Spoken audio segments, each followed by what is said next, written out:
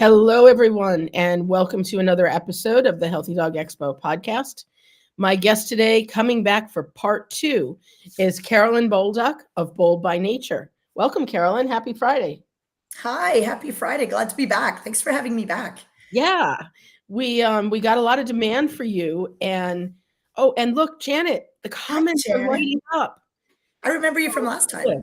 Yeah, tech is cooperating, so life is good. Um, And yeah, we'll be able to see your comments and questions. Please feel free to pop in with wherever you're watching us from.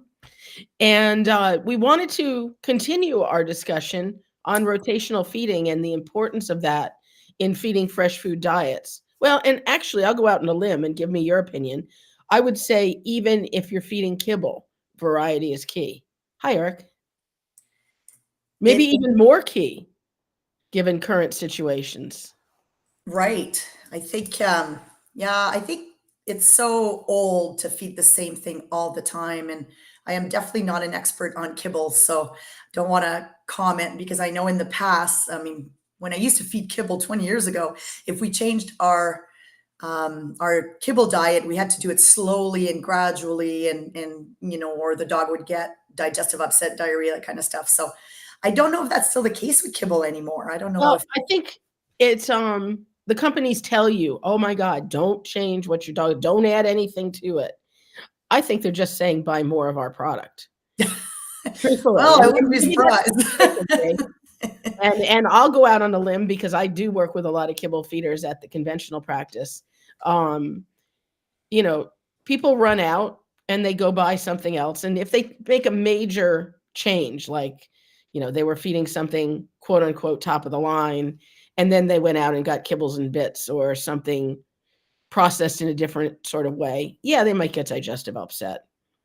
But if you made a lateral move, I don't think your dog would blink, truthfully. Uh, Interesting. Because but yeah, we get asked all the time, the transition from kibble to raw. And I mean, in our world, it's just a quick cold turkey. You feed kibble one day, you can move to raw the other day. I mean, yeah, we make sure that we follow what's going on with the dog and there's no upset. But definitely, from kibble to kibble, it's been ingrained in our minds that the transition needs to be slow. So when we tell someone to transition to raw quickly, it's almost like they're not sure they believe us. mhm, Right. I would agree with that. Yeah, and my dogs, so I have 3 shepherds at home, and they have stomachs of steel, which is weird for shepherds because Mhm, usually shepherds have digestive issues. When my guys were on kibble, oh my God, they always had diarrhea. right. Or I call it soft serve, soft Mhm, serve poops. It was very inconsistent. yeah, yeah. And when we switched to raw, it was just amazing, the change with the digestion. So recently I've given them kibble. um I don't know, I want to see what happened. So Well, our dogs sometimes are our little science labs. they are. And I didn't give them McDonald's kibble, like, I won't say Right. brands. I gave them what's considered a higher end kibble, and they were fine, didn't have any issues. So their digestive system is just so efficient right now that Well, they and their can. microbiome is probably in much better shape than when they were eating just kibble. Right. And the microbiome, I think, is something that, is coming out. I know there's a lot of studies coming out and a lot Mhm. of, natural vets are talking about it. So that's probably the next big thing Oh, I think in so. natural food world, if it isn't already, right? It really is already, I think, and, I am thrilled, and if you guys out there get your tickets to the expo, please, now before you all slam me at the end and I don't have name tags for you and all that good stuff. Julianne Lee from Adored Beast Apothecary, a Hmm. Canadian, um, She's amazing. she's amazing. She's She's amazing. speaking first thing Saturday morning, and, she's got some really exciting microbiome research, some mushroom research. I Hmm. can't wait to hear her speak. And her leaky gut and probiotics, those protocols and products are amazing. And they fix dogs that other things I can't. have heard that, yeah, her leaky gut protocol is like revolutionary. I've never Yes. had to use it. So she's going to be there at your Healthy Pet Expo. She's going to be there all Oh, weekend. Oh, that's great. So I'll get to have a chat with her. I'm You excited about do. that because I think, We'll you have some know, Canadian flags out there, and you all can gather, we and can, we'll have our little Canadian huddle in the corner. we'll know where the Canadians are. Um, No, yeah, that's great because, it's, and the, like the supplement side of things is all part of that rotational feeding too, because yeah, every dog is different. You can't just feed one thing. It just doesn't make sense anymore. that's right. No, and just to briefly hop back to transitioning, Yep. I've gone to dog shows to see a friend and unexpectedly come home with a puppy, and Oh, you're like my manager, Amber. She yeah. does that. Well, and my friend does that to me too. She's like, "Would you like to try this one on for size, or can you show this one the world for a month or so?" And it's like, "Hey, no problem." But she may be feeding kibble, she may be feeding some raw, but there's no kibble in my house, so it is a complete transition, and I have not had a problem. Right. No, it's, And it's that just, I think puppy it's could just be one of those anywhere. myths, myths, Yeah, that are that perpetuated. Um, still, somebody said unexpectedly come home with a puppy. Ha ha ha. I'm like, yeah, you know what, that happens. And I used to do that too. And I mhm. would tell my husband, you're going to like him. And that's just the end of it. Right? Yeah, But yeah, with my travel schedule now, I just can't do that anymore. It's not fair to the dogs, right, unfortunately. But right, yeah, but I yeah, love a new it's puppy. oh, and it makes the house interesting, and if it's something I want. One time she sent me one to borrow, and I said, "I want to keep this." And that was those were some tense moments. I'm like, "I'll give you a blank check. I'll give you whatever you want. She needs to stay." Oh, right. And she's like, "She's not available." And she was in my car. So, sitting in a crate in the back of my van, and she stayed there. Well, it's funny. I just saw a comment that, about, transitioning like litters to raw. And when I used to breed Shiloh Shepherds back in the day when I first Right. discovered raw, and I would switch them over right from when mom decided that she had had Mhm. enough of them. So 3, 4 weeks, they'd go right from mom to raw, and we just start by mushing it up with some goat's milk, Mhm. and they just went crazy for it. And I remember Yeah. we use our vet is Dr. Graham, and if any Ontario people are here, they'll know Dr. Graham in Hillsburg. She's a huge breeding vet, huge Mhm. raw proponent. And I take these giant puppies in. They were like almost 20 pounds at 8 weeks, and they Yeah. looked so good. And she would say, "Oh Yeah. my God, like they look so Yeah. good," and people are just so afraid of that growth. This is where it's hard for me because I've raised like giant breeds. My male, no, maybe not, they're not Great Danes, but they're, 125 Bigger pound than shepherds. your average German Shepherd. Right. And I would feed them on my non-AFCO mega dog in Canada and select. And then I would just add some goat's milk to it as they're growing. And we had some really great litters, and the dogs would be super healthy, would grow. So, all of this stuff of Yeah. deficiencies, I personally never saw it. Well, Um, but I think yeah, even though you say, you weren't formulated to an AFCO standard, and I mean, if I was to pick one of the commonly used standards, I think FEDIF is the most useful. I agree. But if you have ground bone in there, if you're more than just 80-10-10, you're not going to go too far off. Mhm. Even with a giant breed, I think you should know how much calcium and phosphorus you're giving, or at least Right. have an idea. But if you're feeding something reasonable, and again, I feel like you get a kind of a free pass while they're nursing. My Aussies start to eat at about 3.5 weeks. Mhm. But it's goat's milk and usually some mushed up meat. I'll even do ground beef.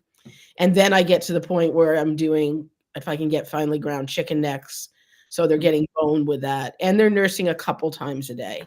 Like it evens out. Once Yeah. they stop nursing, then I want to be more thoughtful about Right. what's in the bowl.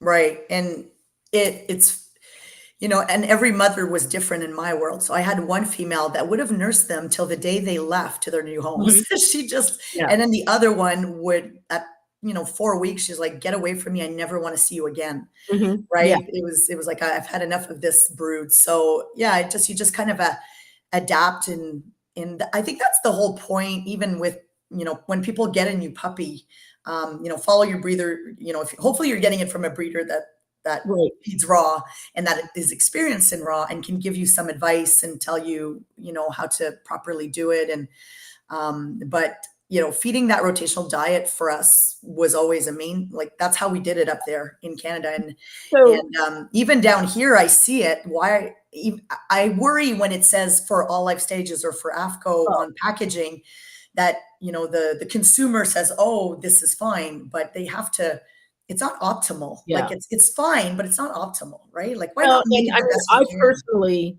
would not use an all life stages formulation Hmm. because if the owner is not feeding exactly what the package recommends, well, first of all, I'll back up. If the feeding directions are not correct, Right. then forget it.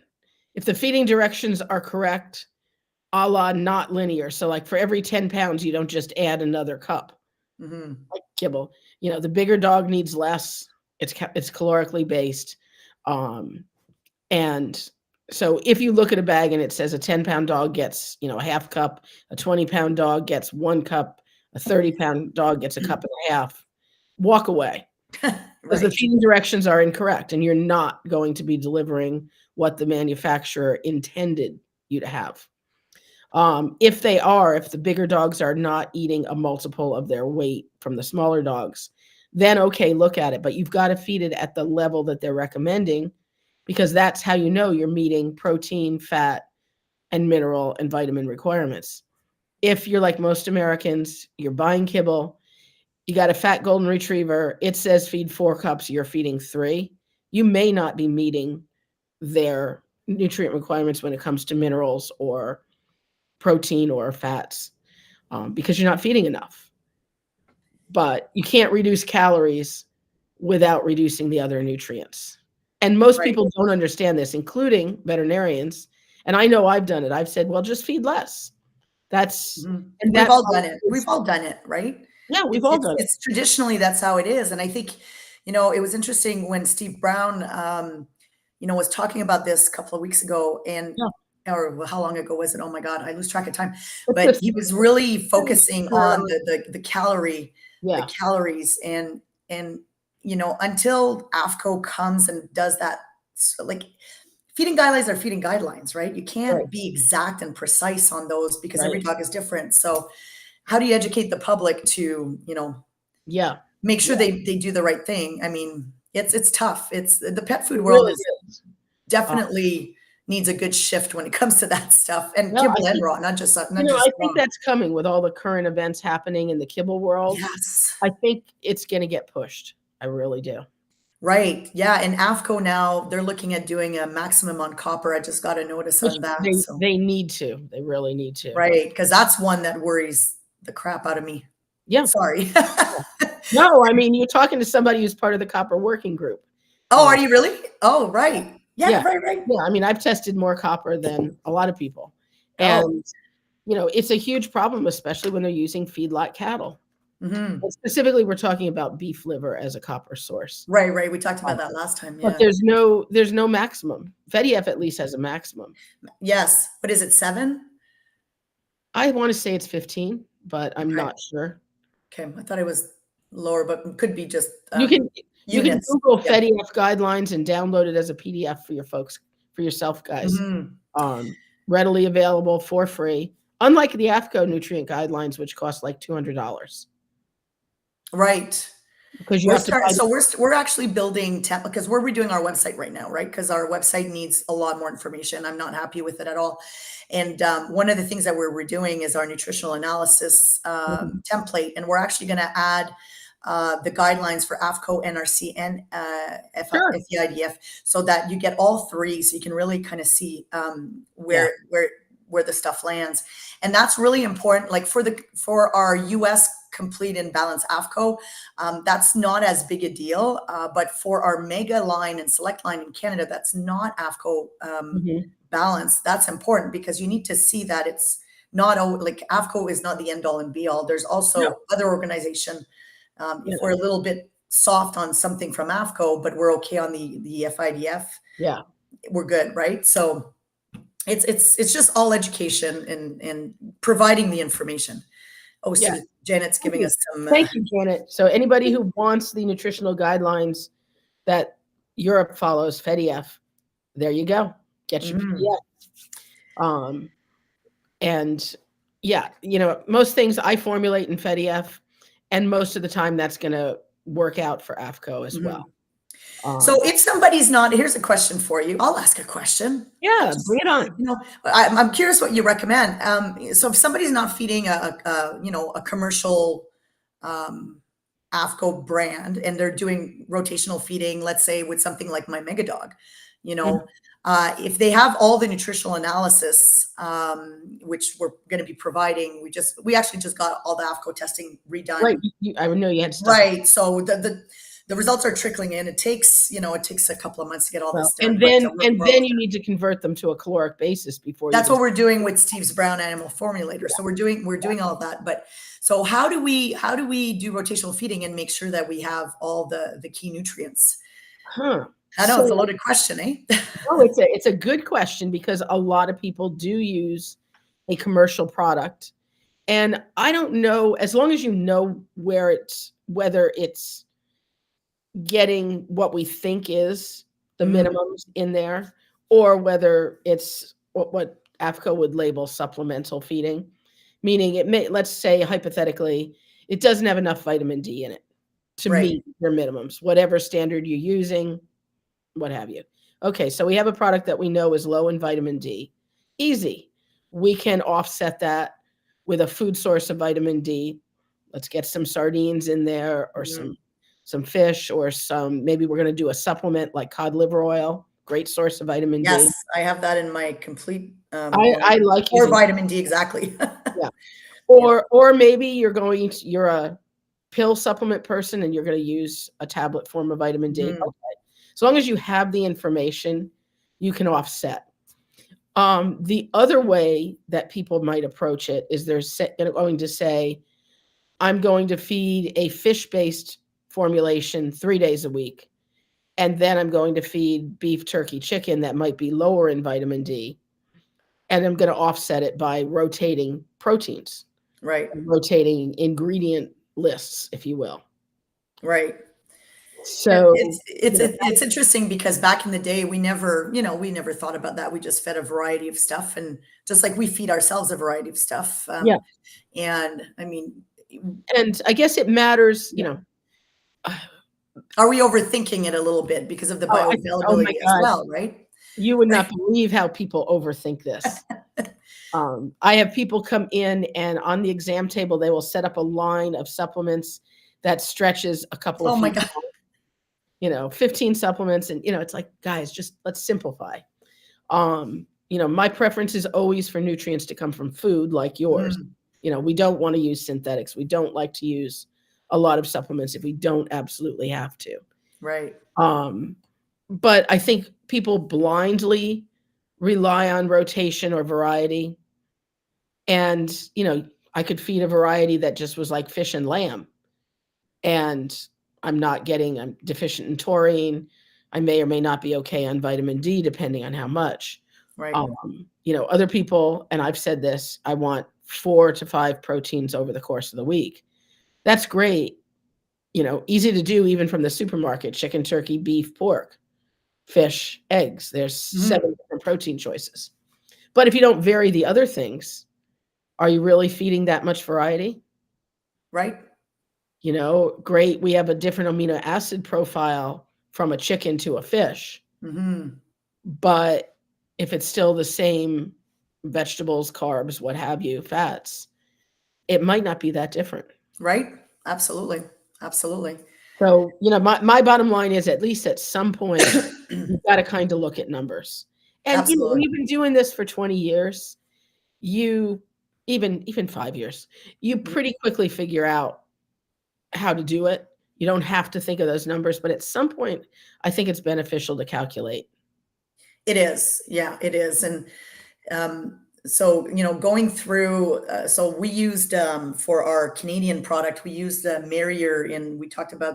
about this offline, but lab in Markham. And, they sent me the information But they didn't send me like the actual lab results, like the units per 100 gram. They just sent me like, because I asked for an AFCO profile, right? Right. So I went back to them and I said, well, I actually also want to have the actual results. I don't want you to convert it for me. I want to see what the actual results Right. are, because Just when believe we're me. dealing with raw, the moisture is just Yeah. such a crapshoot, right? You Yeah. never know where it's going to hit. So Yeah. when it comes to AFCO. So they were like, oh, they were so confused by this. They're like, okay. So they sent it to me, which like, so I got it in the report. It's fine. So, Yeah.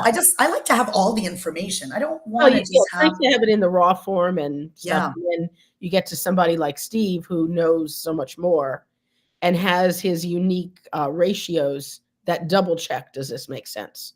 Like he'll right. compare a mineral to another mineral or the amount of mineral per unit of protein, and he'll say this data can't be right.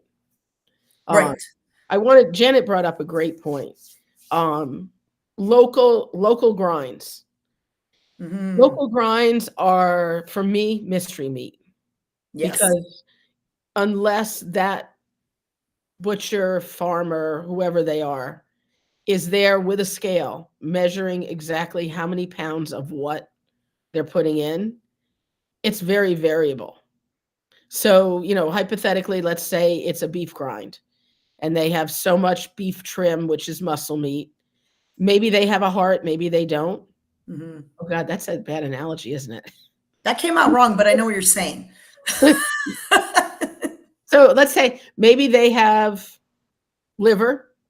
Maybe they only have half as much liver because the other side got all bruised and gross and they don't want to use it. So they throw in a heart. Hmm. That's a different grind than Hmm. the previous batch that had, X amount of liver, X amount of muscle meat, X amount of bone. And for a lot of grinds, if they say beef, they aren't grinding beef bones. Most people do not have a machine, as you well know, that will Yeah. grind beef bones, which is fine as long as they say, okay, and we put X number of pounds of chicken bones in there. Great. Hmm. But you need to know that that formulation stays the same to use it batch after batch. And I don't think these are bad people making these products and they're using up ingredients that might be wasted, which is I completely am down with.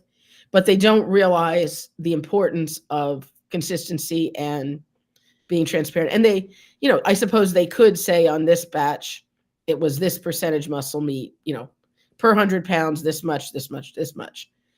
But that's an awful lot of work. And I doubt they're going to do it. Right. Oops, sorry. Right. Oh, Aaron, hi. Thanks for ordering. Oh my God. I was telling you about Aaron in Arkansas. They're in Yes. Arkansas. People in I Arkansas saw are your doing order the come through. total. We're working on it. We're excited. We hope you like the food when you get it and try it. So that's great. Thank you very much. I really appreciate that. Yeah, Um, yeah. And you know what could be easy with these farm grinds? I was just thinking, like yeah, sometimes, you can actually just run a calcium phosphorus test on it. It's not expensive to mhm, see, because often the calcium phosphorus ratio on those farm grinds are really off. They're yeah, so off. The calcium is so high, right? And you end up with those white chalky poops. And so often that's just, for so like, I don't know, $100, you can actually, less than that in Canada, probably less than that, probably like $50, you can get just those two things done. And at least it's something. But yeah, I don't think people understand the organs, like how important the organs are when you're making that mix, because they just bring so much nutrition to the mix, mhm, right? yeah, So it's and like we said, well, you said as well, feedlot versus grass fed, huge huge difference. differences. Huge difference. Yeah. So But of course, these grinds, at least in my area, let's say farmer butcher, they're selling at the farmer's market. They're not going to send samples out to be tested. right, So and the owner who's buying 20 pounds of it or 40 pounds of it is not going to send it right, out to be tested. So, it makes more sense for them to just stick to a weight of, this many 100 pounds of this many 100 pounds of that, what have you. right. Yeah. And people love cheap. And Oh, some, they love cheap, and they think, like we said last time, they think every raw diet is the same. You know, I'm gonna buy it here at $1 a pound. Why would I pay 5, 6, $7 a pound right. if I can get it here? They don't. There's that disconnect that it's not all the same, and it's scary. That's the part that that's the boundary we need to break. We need to, as companies, not just us, but other Mhm. raw companies, we all need to educate the consumer on that. And I did a presentation for some vets in Hamilton, Ontario. I don't know if I said that last time. Hamilton, Ontario, a couple of weeks ago. And, when I walked in, you can tell the room was really cold. And they're like, oh, it's a raw, they invited me. I didn't just walk in That and was start talking nice. about raw food. But, Yeah, the first thing I said to them, I said, not all raw is created equal. And the cases that you see with raw foods that are a problem are the ones that are not doing it properly or buying it at a pound. And I could see all the yeah. vets go, you're probably right. They were thinking about it, so Well, and we've all had the right. owner who wants to feed a fresh food diet, whether cooked or raw, and they're Mhm. feeding chicken breast and frozen peas and carrots. Right. That's it. There's no calcium, there's no vitamin D, Right. there's no vitamin But we E. get lumped in, we all get lumped in. I'm So sure that. once I said that to them, it was funny because you could tell they kind of all relaxed. And then they actually started asking really great questions. They Mhm. were very basic questions in my mind, but at least they were asking the right questions. Yeah, How do you prevent, the bacteria? How do you do this? How do you do that? So when we walked away from that, they said to me, they said, can you help us, put like an education form together? I'm like, absolutely, I would be sure. glad to do that, because if I think, once that happens, they're going to be less afraid of it. Yeah, And then when somebody comes in feeding this farmer's, blend that's causing issues, they'll say, well, you really should feed this because it's AFCO and they have a proper plant and they do the yeah. measurements. Or And here's where you yeah, can get a nutritionally complete recipe if you right. want to totally DIY. Right, right, and help them. It's crazy to me that they haven't kind of understood that yet, but we haven't also really educated that yet. So, Yeah, and then the whole, I saw somebody mention 80-10-10. Like, for me, these ratios that in Canada, there's a ton of brands that put 80-10-10 on their boxes. And we sure. get questions like, what's your ratios? And I'm like, well, that's kind of my recipe. It's my proprietary recipe, Yeah. because we test it through lab work. We don't actually put 10% organ meat, or, Well, that's funny because in Europe, some mhm, of the foods will say, 80% this or, yeah, 50% beef grind and 10% frozen carrots or, stuff like right. that, rather than they'll add that in the ingredient list. It's very odd. Well, Yeah. it's old school, right? So who was it? Billinghurst, Dr. Billinghurst years ago, Oh, was it barf. him? Yeah. Yeah. Yeah, yeah, that's the barf model. So, Yeah. they worry that, if they don't see that ratio, that it's not being done properly. But we've evolved Right. so much now, we test the stuff. So now we Yes. know, so one of my formulas could have 9% bone and the other one could have 11% bone, depending on what it comes back as. But then if we don't give that 80-10-10 like the competitors do, it looks like we're not doing it right. So Mhm. it's just Well, and still a guess lot of what? education going on there. The calcium and phosphorus levels in bone varies with the species, varies with Mhm. the bone itself, varies with the age of the animal. Right.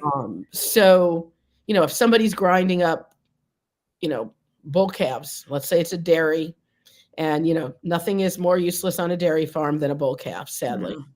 It's And very sad. sometimes they'll raise them for veal, sometimes they just send them to slaughter straight away. But the calcium content of that bone is going to be far different from the steer that reached 18 months Yes. that, was slaughtered and you're using that bone. Or, it's a poultry bone or it's a lamb bone versus a cow bone. Both land mammals, very different creatures. Right. And when you have somebody just grinding, you don't Mhm. know. They don't Yeah. know. It'll just vary, and it's yeah. So I mean, I always tell my custom, my when we have these meetings about these 8-10-10, I always tell them, I'm like, I don't want to put that on my packaging like everybody else. I don't feel Mhm. it's right. I don't feel it's accurate. You're basically putting it on there so that people, uh, see it. And It's a it's mar much, it becomes I a would mar rather say the formula is 90% like protein, as they call it. Mhm. Animal source would be the Yeah. right word, Yeah. right? It's animal source. My French is coming out there. So, 90% animal source, so that it's not full of, Full of fillers salt. or Yeah. stuff like that. So that Yeah. makes more sense to me than Yeah. the 80-10-10. But Oh, definitely, and I think of the kibble food market here in right. the US. You can put a picture of anything you want or literally words, anything you want on the packaging. You can have pictures of, hens scratching in the dirt or a beautiful steak or anything, beautiful blueberries. And then you look at the ingredient list and you find blueberries are below the salt, which means there's 4 blueberries in a 10-pound bag. Right. But, remember, guys, in kibble, everything below the salt is about 1% of any kibble diet. So anything Mhm. below that is present at less than 1%. And when you find things like pomegranate, blueberries, superfoods will often be below the salt. Yeah. Um, It but looks good on the label, doesn't it? it It looks looks good, yeah, pretty. and you think, I Yeah. had Oh, my owner come into the clinic and, "Oh, I'm feeding the, you know, Blue River," as Saturday Night Live calls it. And, look at the beautiful stuff on it, and it's like, "Yeah, but it's not in there." And I right. feel like 80-10-10 is the same thing. It's just a statement that has marketing appeal and It really is. It doesn't is. mean diddly squat. It's our below the line salt smoke and mirrors Smoke and in mirrors. the rock category. Not us at Bold. We do not put that on our labels. Mhm. But yeah, definitely. It'll be nice when things evolve out of that. It's starting to. We've never done it, and Well, and I nobody's. think and I do credit Farmer's Dog for a lot of this change. Um, Oh, Farmer's Dog really? Farmer's Dog is a cooked product that delivers to the home based in New Yeah. York City. They were at my very first expo, and then they got big, and I wasn't big enough for them. They were going to global. Um, Oh, global where you have 2,000 exhibitors and me where you have 30. But anyway, uh, they did a Super Bowl commercial. I saw that. And I want to say, well, they needed venture capital money, but I want to say that cost what? It cost 5 million for like Yep. 30 seconds. So they Yeah. spent $10 million and they have recouped it, I'm sure, many Yes. times over. If we look at it just marketing, it was a fabulous commercial. Yes, My yes, God, you're going it after was the great. emotions of people. People were crying. I'm like, okay, if I'm just looking at this from a marketing standpoint, this is brilliant. Yeah. Whoever was the Yeah. creative behind the commercial Mhm. deserves an award. But they reached an audience that loves their dogs Mhm. and had never probably didn't even know that this existed. Mhm. And they instantly, by using a great commercial, made them want it. And, I always say the guy there sipping his Budweiser with his salami and his chips, watching the game, he wasn't thinking about what he's feeding his dog, but you just made him aware Yeah. and you made him want it. And, different age groups, I mean, they crossed a lot of demographics because you think of, the 20 somethings in the bars watching the game, the families who got together, people that aren't they aren't watching our podcast here. Right. They were watching the Super Bowl and they got exposed to it. Right. And So, most of them all have dogs. I mean, I would say not all of them, but but yeah, there's a because lot of all, dogs all out the there. dogs the next day were at the clinic because they got into the remains of the chicken wings. Right. Chicken True wings and their story. nachos. Yeah, they ate the wings and everybody was in a panic and it's like, well, shouldn't be a Yeah. problem. I've never Right. I've never seen a chicken wing problem, They're luckily. all no, they're all well, yeah, that's Yeah, so funny. yeah, That's so funny. But it's funny because, in Canada, we don't have anything like the farmer's dog. Like it's just, the difference between the US and Canada when it comes to shipping, it's really difficult to do direct to consumer in Canada yeah, with the frozen because the landscape just doesn't permit it. And the cost of shipping in Canada is yeah, ridiculous. yeah, But in the US, so going, I would go to these consumer shows and people would come to me and it's like, oh, I feed the farmer's dog. And I'm like, wow, people actually feed that. Like I yeah. didn't realize how Well, big and it was until that Super Bowl commercial came out, and then all of a sudden it went viral. it went viral, and the Mhm. thing that, they did is, they reached vets. They totally reached vets, and vets are okay with farmer's dog. Even my completely conventional colleagues will say, "Oh, Really? farmer's dog, that's great. Have you or have you tried?" If an owner expresses, they know the Mhm. name. I mean, they created name recognition. Right. So I give them a lot of credit because they spent a lot of money and rolled the dice, and they won from Yeah. my point of view. I like it when companies take risks, whether you like the food or not is not the point. They actually went out of their comfort zone, Yeah. like out of the pet food, like the more natural food, the non-kibble comfort zone. So I think in the end it's helpful to, Well, and they advance the reached category. beyond, the nerdy, well, I'll call them, well, let's see, the average person who feeds raw often is a minimalist when it comes to vaccines and chemicals, and Mhm. we're all kind of over on the left side. And, um, so that's a small proportion. Right. But they did a crossover to every guy, every Right. person. It was bold. It was bold. It I was like stuff bold, that's yes. bold. Yes, and kudos to your marketing people playing off your name. Ah, yes. Yeah. It's funny because when I started the company like 20 years ago, I quit my job in 2005 and I actually started as a dog trainer. It had nothing to do with pet food, right? Yep. So, and I still love working with dogs when I can, but I had to come up with a quick name, and Bold Canine is what came out. I'm like, oh, we'll use my Right. name, whatever. And Yes. it just evolved into this whole thing. So when we rebranded in 2021, we went through. Oh my God, that was such a process. And Oh, I so Bold bet. by Nature came through, and And it for was those who don't know, your last name is Bolduc. yeah, Bolduc en français. Bolduc. Ah, Bolduc, c'est Bolduc en français, Bolduc in English, but people call me Bolduc. You know what? It's fine. well, we have actually, it was ironic, and I've never asked if you were related. There was a leather company that made beautiful dog leashes and horse tack, Oh, literally handmade, and it was Bolduc leathers. And they used to come to really? dog shows. I have some of their stuff that's probably 25 years old, and it's Wow. still beautiful. Well, I'm sure we're related somehow because my ancestors came from France and landed in Montreal, Quebec. This is off the topic of dogs, but then um, when the English came into Quebec, like a lot of them ran away to the U.S. Mhm. because they didn't want to fight or whatever. They So didn't wanna deal we're with the deserters, English. I guess. Yeah, We won't hold that against them. But yeah, so a lot of them ended up coming down into the U.S. So that could it's be. it's a definitely a weird name. Like It's not a it's very common common name. in Quebec, but it's not common. So whenever I hear outside Quebec, I'm like, ooh, I bet you like 5, 6, 7 generations down, we had some, Common ancestor. related ancestor. Yeah. Yeah. Yeah, absolutely. And So you rebranded in 2021, we did. and you went through Because so what was 1,000. happening, we found we had Bold Raw and Mega Dog, which was two brands, sort of like if we want to make an analogy, like Origin and Acana. So we had those, the two different names under the Bold Canine banner. Mhm, So it was getting confused. It was confusing for people.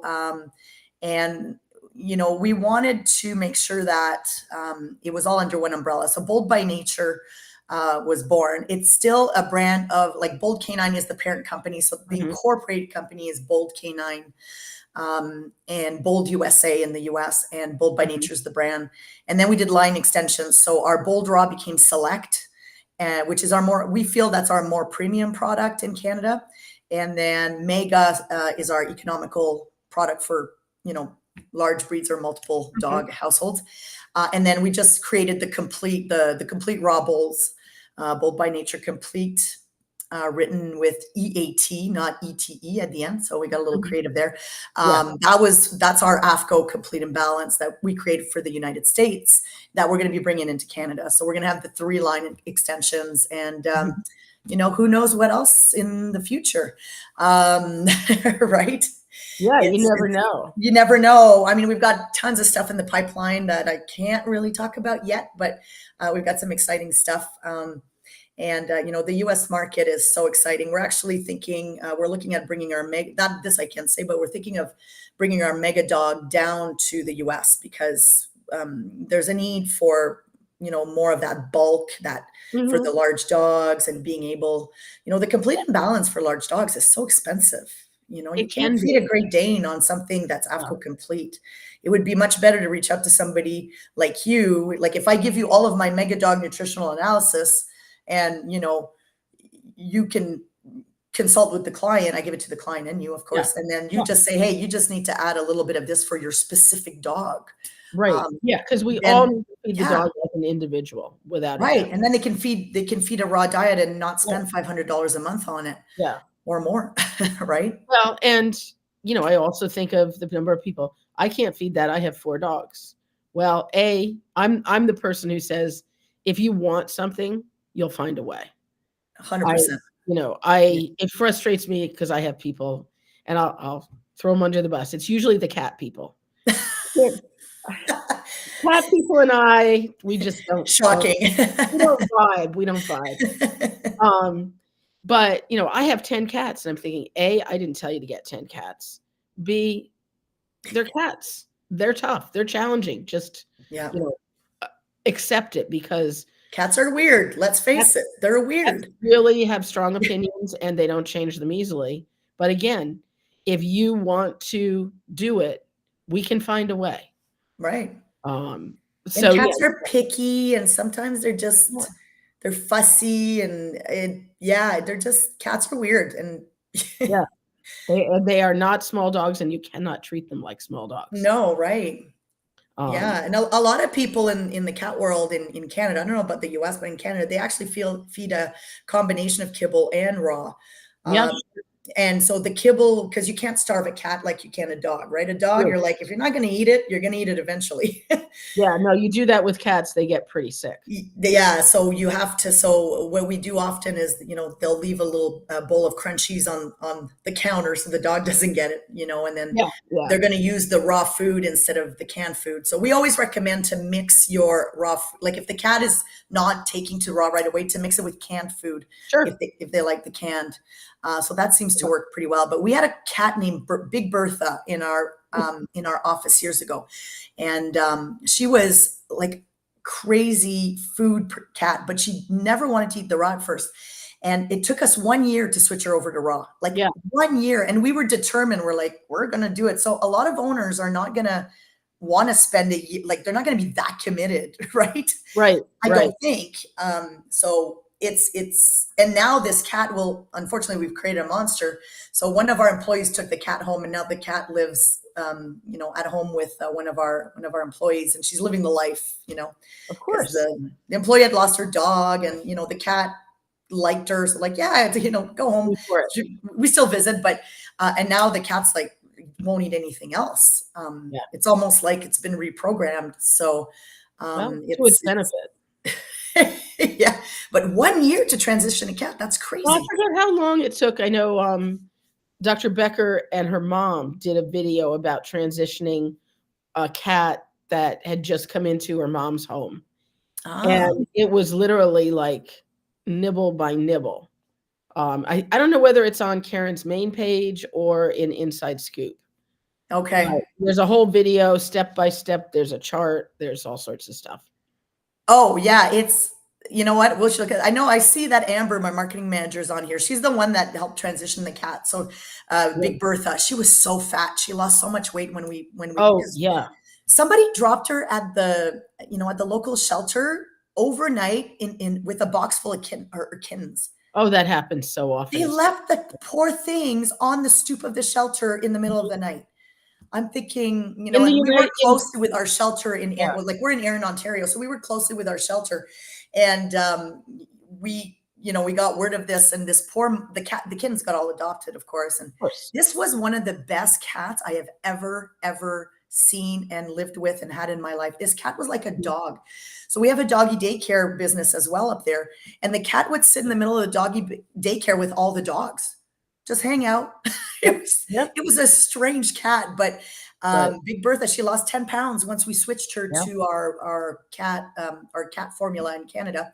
I don't have a cat formula yet in the US, guys, but it's coming, I promise. We're going to launch it at Global in Orlando. In Orlando. Um, but yeah, it was just a strange cat. It was like a little dog. It was Wild. part Maine Coon, so that's probably why. But Maybe. But, did you know in New York, at least, I can't speak for other states, it is a felony to abandon an animal at a shelter, um, Really? and Huh. punishable by a $2,500 fine and whatever else they care to throw at you. And Yeah, you'll see that at most of our bigger shelters, I mean, there's surveillance cameras everywhere. Um, right. and yeah, people do it, tie the dog to the fence, the box of kittens, what have you. Mm. It's like, just come during the day and Oh, say, that hurts my heart "We need so help." much. Look, if somebody needs to give their animal away, I understand that. Sometimes life Yeah, changes and you can't care for them. but just But hand it to a human so it gets taken care of. That's all. right. Hmm. I mean, there's no Well, you fee. guys have a lot of kill shelters in the US too. We don't have those in Canada. Yeah, well, Um, sadly, we have a yeah, lot they're of only, animals only get euthanized typically if there's like a severe medical issue or a severe behavioral, like, yeah. if it's a very aggressive dog, it's not fair for the dog, if they Well, and can't as be soon as it rehabilitated, bites right? somebody when it Right. was gonna bite somebody, you're sued, and then the shelter's out of business. So, Right. you know, Yeah. It's ugh, it yeah, is what it is. it's complicated. It's so complicated. But so we make the food in Fresno, and there's a shelter here in Fresno, and when I had some of my team come down, and they said, they had never seen a shelter like, it's not a great shelter. Mhm. I don't know the name. It's somewhere in Central Valley, Yeah, and the people that work there are trying so hard. They really love the yeah, animals, but the resources, they have no resources, and it's tough. So we're getting a box put together to bring them like some toys and leashes, mhm, and we donated, like when we do test samples, like we donated right, the food there. And so we try to do our part when we can, but there's just so many yeah, animals to be helped. So anyways, yeah. we're off topic again. We're off topic again. We're off topic again. Let's see what the questions are, people. Yes, people dump, and around here, farms, people dump cats at farms, and so, Ugh. no, it's Oh, crazy. yeah, I don't know. It's Yeah, crazy. um so you were talking about talking to the vets in Hamilton. Right.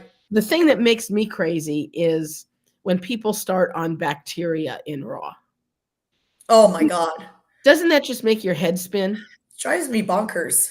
It drives me Um, bonkers. I do because, have suppliers in Thunder Bay, Patricia. um Just caught. I saw Thunder Bay on the side well, there. I'm Thunder like, Bay, oh, Thunder Bay. yeah. Yeah, Yeah, Amber will answer you. She's on the chat. But yeah, it's we all handle raw meat. We wash our hands. We're not It's right. like they think that the raw meat that we're feeding to dogs is, like, super contaminated or, much worse It than goes back to that old myth that we're all using roadkill. Yeah. People think we do not use roadkill. Like, not No. us specifically. I say us as a category. We I'm not saying us as a in brand, but in general. in general, yeah. And I remember back in the day, they don't anymore, but they would ask me that question, like, are you getting the meat from, the farmers? Or because what ended up happening, and I know this still happens, it doesn't happen with us and with no reputable commercial brand is doing this. It's Right. mostly like the ones that do it, just on the fly. At the end of the day, when the processing plants are done, they put them all in these bins for the rendering companies to come and get, right? And that's when some of these people doing these dollar a pound, they go dumpster diving. Yeah. And back in the day, that was hugely done in Canada. I don't think it's done anymore. Mhm. I haven't. I don't know anybody that does that. But so they would just go, and then they would just pay the processor like 50 cents a pound. They'd have a scale outside. They just weigh it, and off you go.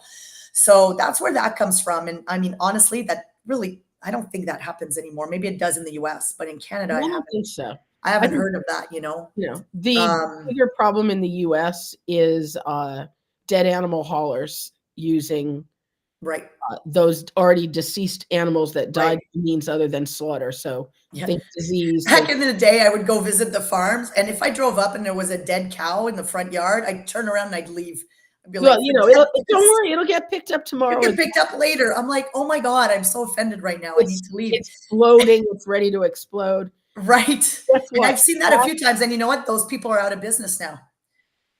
Those farms? Those farms are out of business Sure. because they got called out, or I just didn't even Well, go. I didn't and even pass go. that dead cow bloating on the front field, That's Mm, what goes to a renderer to become beef meal in kibble. right. Yeah, That is what rendered meats are, is animals that have died other than by slaughter. So, absolutely. that's, but we're not using that. No. And I do know there is one company that people will defend to the hilt. If you look up their address, I believe it's either in North Carolina. They have a North Carolina and a Virginia or Georgia Right. plant. One of those is the same address as their dead animal hauling service. Oh, no. So it's like, gee, guys, not hard to figure out what's At going on. least try to put a different address in there. And Google Maps and Google Earth are wonderful detective resources. Right. But they would sell ground beef for $1 a pound. Right. A That's beef what and it bone is. ground. And Yeah. they had quail and pheasant, and that was never more than $2 a pound. Ooh, that's Now, weird. Yeah. now I looked it up. The average quail Mhm. is 4 to 6 ounces. Right. Makes sense. So how many quail do you have to grow to then grind them up, assuming you're putting in the labor to remove the feathers, and Hmm. you're going to sell that at $2 a pound? Right. It's a dead giveaway that either it's not quail, it's just chicken, Right. or they're using macerated chicks, so the whole chick is going in there. Not saying I'm opposed to that if you want a whole prey diet, but you need to disclose it. Right. That's what's important. You just need to And the say same exactly thing with what's on with there. pheasant. I mean, pheasant is an expensive meat if Right. you're, mostly I think of it as a grocery store or a restaurant, high-end restaurant meal. Right. There's not a huge pheasant market. There aren't pheasant farms like there are chicken farms. Right. So where is all this pheasant that you can buy for $2 a pound in a nice little tube all ground up coming from? Yeah. That's it's funny because everybody always asks, "Are you going to do like exotic proteins?" I'm like, I would, but I would be out of them all the time because, for Yeah. example, pheasant, like if it takes off, I can't find a truckload of pheasant. No, no. Maybe two skids, but Yeah. I need a truckload of pheasant to make this work What is because they're what so is your big. average, like, batch size? So we do 1,800 pounds in our equipment. Okay. So the batch sizes are small. And but I mean, these are massive grinders and mixers, of course, but they can only tolerate a certain amount. So, but the nice thing is, once we start the line, it goes through the line until the finished good very, very quickly. So that's why Mhm. we don't want to do 10,000, 20,000 pounds at a time, because we want to keep the product safe. If it's sitting out too long, right? That's when Right. the bacteria. So 1,800 pounds is what we do. And we do that in Canada and US. We use the same process for the two Sure. plants that we run Yeah, because because it's a you good then have number. Like but in Canada we say kilos. oh, right, It's right, 900 kilos, and in the yeah, US it's 18. Well, yeah, yeah, it's roughly. right, Um, roughly. We're not and of exact. course, yeah, then you have to put Yeah, it in the big freezer.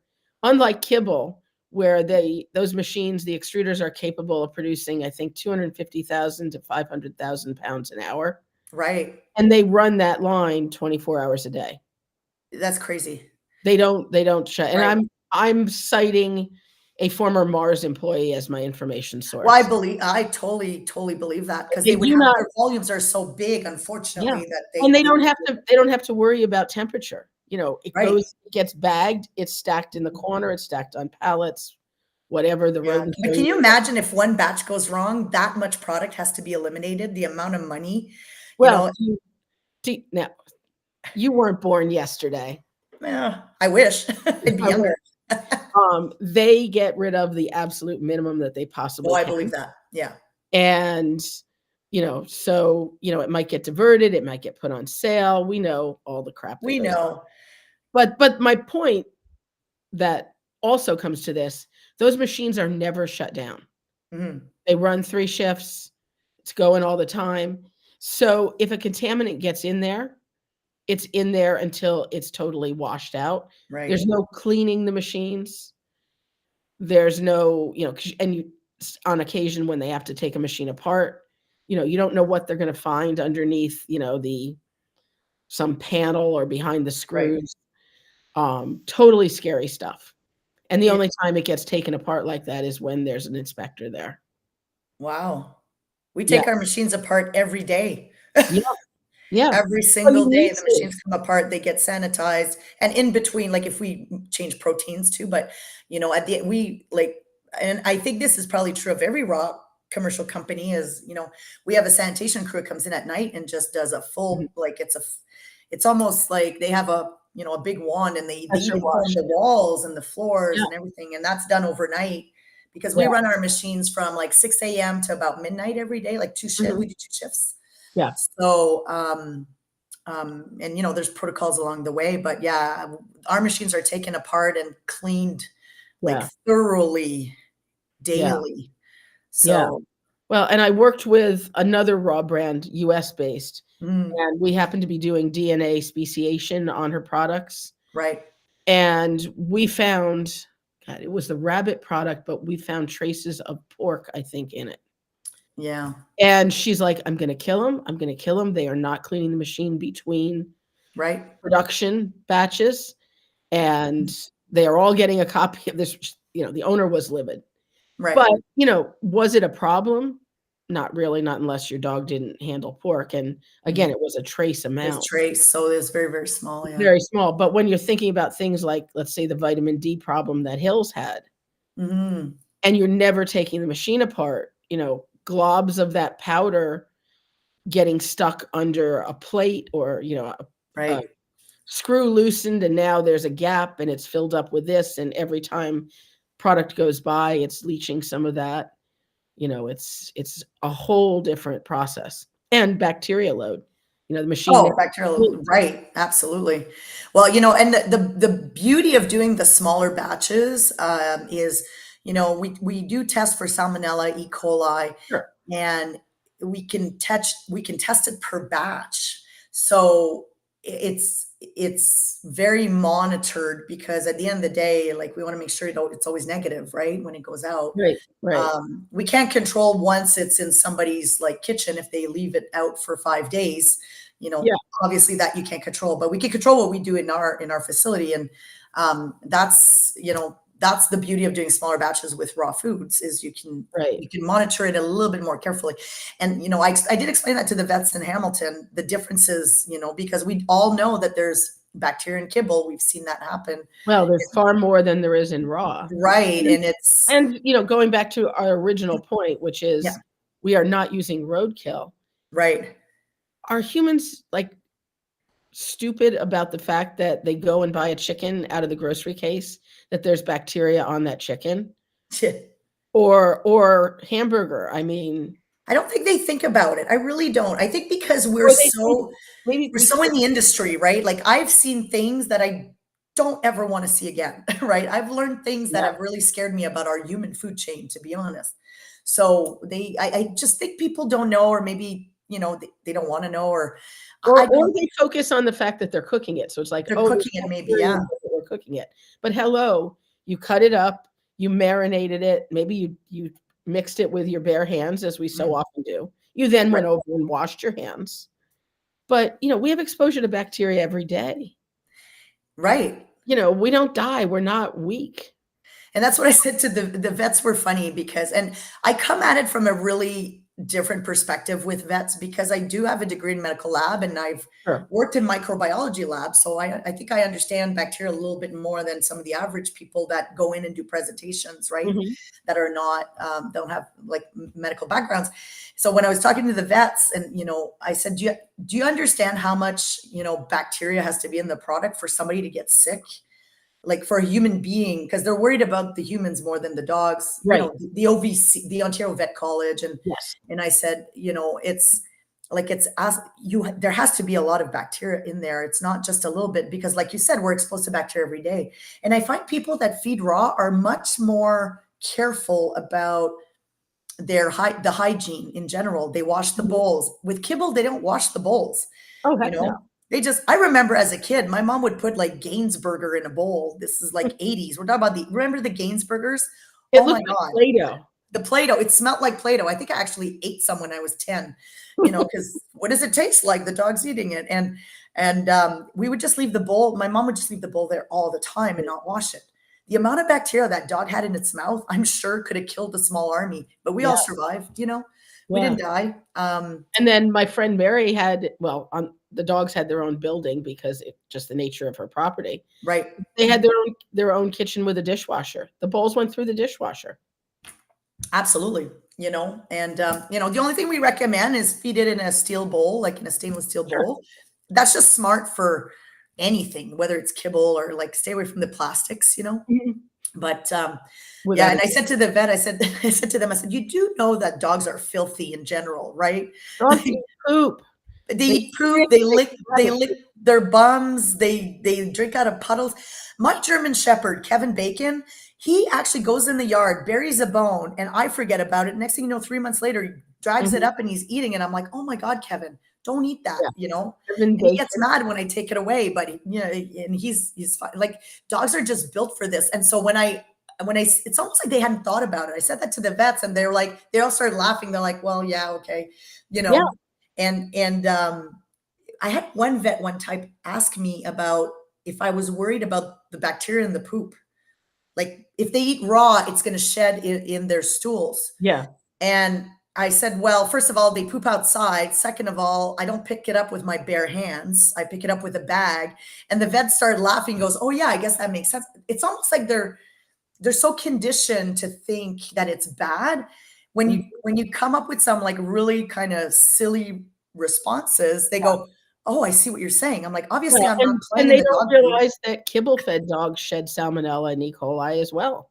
Well, they do, and I mean, there's bacteria in the dog's intestinal tracts. There's Clostridium in there. There's all sorts of different things from what I've read that Yeah. is naturally in there. Yeah. I mean, poop is dirty. Like, it's not clean. Well, yeah, and don't eat it and don't pick it up with your bare hands. Yeah, don't And pick it up with your bare hands. It's just common sense. So I think that's the education that has to keep happening. And I always make it funny and I make it kind of yeah, interactive because when I see them starting to laugh and relax, then we can actually have a real conversation about yeah, it. yeah, And I'm not going to tell a vet what to do. They're professionals. That's their job. I'm not a vet. I am not. But if I can get them to at least think about it and at least ask the right mhm. questions and at least be open to raw so that when it's somebody that comes in that feeds raw, they're not like, oh, I'm not touching you. Let me put my gloves on.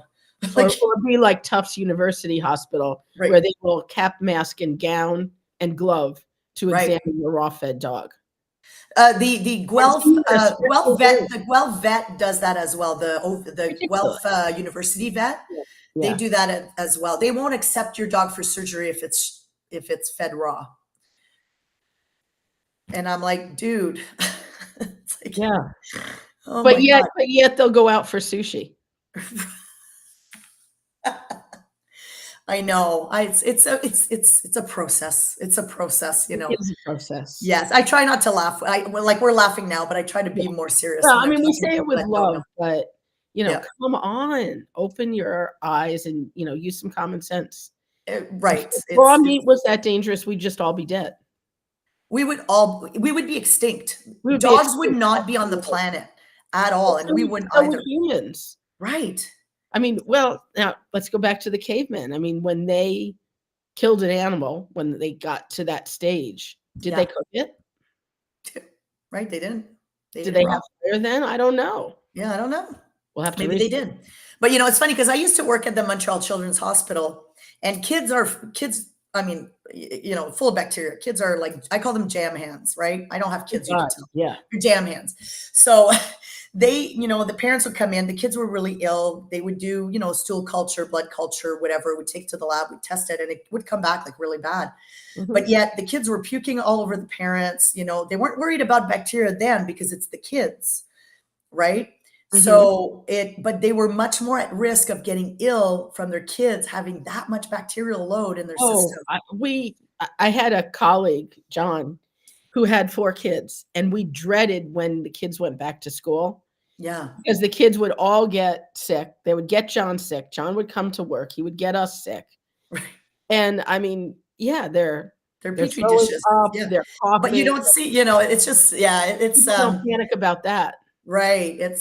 It's crazy. But anyways, I saw somebody there. Oh, Diane Diane, said they smoked most of their meat. Thank you, that's Diane. That's actually really helpful. I didn't know that that. is. Yeah, that's I super. can't. I used to have a lady that would say, my huskies live, that would feed raw. Her huskies would live so long. And she said, because they ate horse poop every day. That was her, Hmm. that in her mind, that's how they're, you know, who knows? I don't know. Could be true. Horse poop is, I'm not a horse person, but yeah. So dogs are filthy. At the end of the day, we love them. They kiss us, they lick us, they sleep in our beds. Yes, Kevin Bacon does sleep in my bed, if anybody's wondering. And when I'm away and I come back, he looks at me lovingly for hours, as if I've been gone for years. But they're filthy animals. They really are. They can be. They Well, bring their actually, shoes in their bed because they walk on their how about paws, right? how about So the indoor outdoor cat that brings home a mouse or whatever? yeah. You know, I had one of my shepherds once bring a dead rabbit in my house. And they had, I don't know, my shepherds had played tug of war with this poor rabbit because oh we used to gee, have a big property and the big fence, and the poor rabbit was, I cried so much for that rabbit because mhm. I hate it. You know, I do raw food, but I don't want animals to die. Like, it's such Right, a problem right, in my brain, right? right, right. It's like a conundrum. But yeah, she brought Allie. She had brought the rabbit in, and she was so proud. She wanted to show me, look what I Yep. brought you, mommy. And there was blood everywhere in the house. Oh my Oh God, it was god, awful, that's awful. It's awful. awful. But anyway, she had a good time. Yeah. But anyway, we're not talking about feeding that kind of stuff. We're No, no, talking no, no, no. something Don't feed that. There's sensible. parasites in there sometimes. Yeah. So, this has been awesome. I see we're way over time. Oh, I'm so sorry. I know we No, get that's good, talking, and that's then good. next thing you know, we're talking about all sorts of All different sorts things. of things. Hopefully, we gave you some awesome information. If you scroll back in the, well, I can only scroll back so far, but in the comments, we got the link for the expo. We have the Bold by Nature link, and we have the link for the FEDIF standards. Wow. So when you're looking for all those things, just look in the comments and click away. Be sure to go to healthyadogexpo.com and get your tickets so you can come meet Carolyn live and in person. Yes, I hope to meet a ton of people. I'm excited about it. It's gonna be Yes, fun. it's gonna be fun. And, I will see you, I believe, next Wednesday with my next guest. Take care, guys. Bye. Bye. Thank you. Okay.